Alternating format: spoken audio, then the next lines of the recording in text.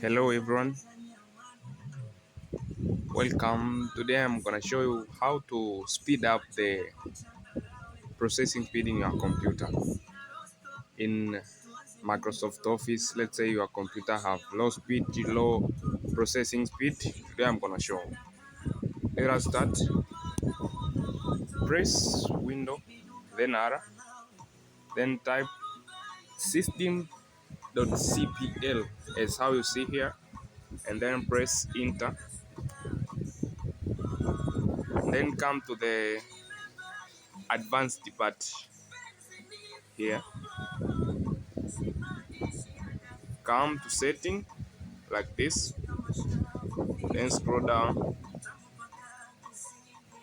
and ensure that you mark at this smooth edge of screen fonts and the smooth scroll list box, then press OK,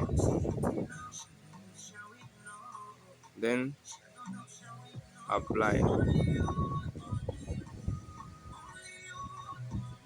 Now your computer will have enough speed in processing in Microsoft Office and also in running code.